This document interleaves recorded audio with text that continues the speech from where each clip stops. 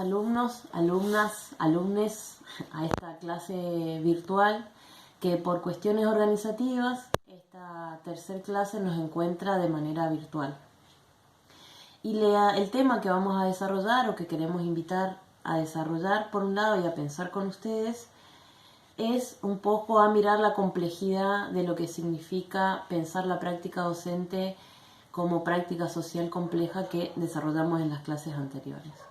Una dimensión que vamos a agregar para ir pensando esta complejidad es la vinculación entre esta noción de práctica docente y otro concepto que nos ayuda a pensar que para algunos autores se llama biografía escolar y para otros autores lo denominan o es llamado como trayectoria formativa, ¿sí?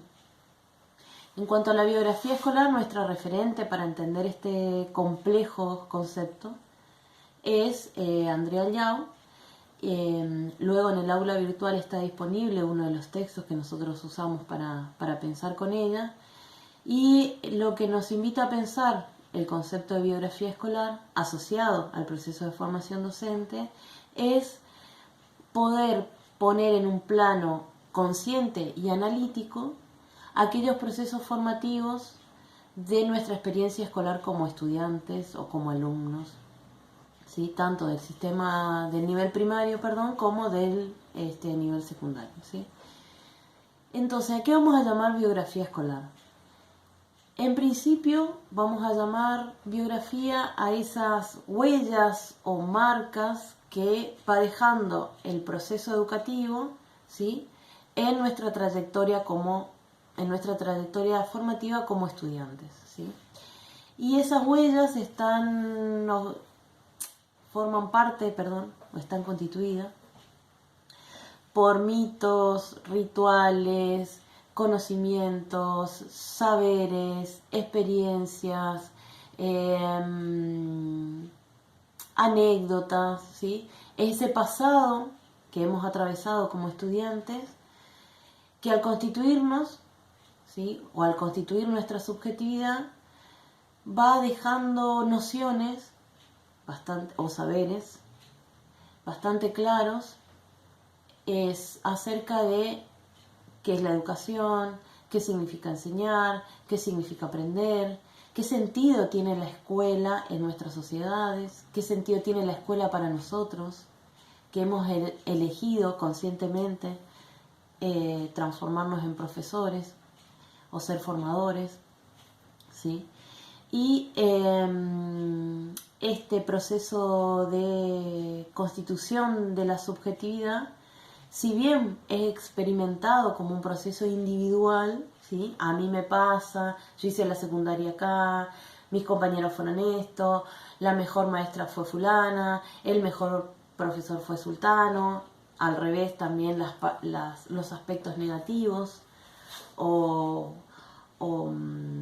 poco alegres o poco felices que tuvimos durante la formación, vuelvo a insistir, son pensados como un proceso individual, pero que en realidad forman parte de una trama social, son parte de un proceso colectivo y social en una época determinada, en ciertos contextos determinados. Quiero decir, no es lo mismo hacer la escuela a principios del siglo XX que hacerlo a mediados del siglo XX o como nos toca ahora en las primeras décadas del siglo XXI. La forma en que se organiza la escuela, la forma en que se experimenta la escuela, la forma en que vivenciamos la educación y la escuela no son las mismas dependiendo de los contextos, no solamente locales, individuales, sino de contextos más generales y más sociopolíticos, ¿sí? En ese sentido, la biografía siempre como concepto teórico va a apuntar a pensar este concepto en términos más generales, o en términos sociales, o en términos colectivos, ¿sí? Entonces, por ejemplo, que la escuela secundaria se haya transformado en un nivel obligatorio, al igual que el primario, es reciente y forma parte de una experiencia reciente de estudiantes o de los estudiantes que son más jóvenes, ¿sí? Entonces la forma en que esa configuración institucional que pertenece a una dimensión de un plano más general es vivido y experimentado por los alumnos dependiendo del momento en que hicimos la secundaria, ¿sí?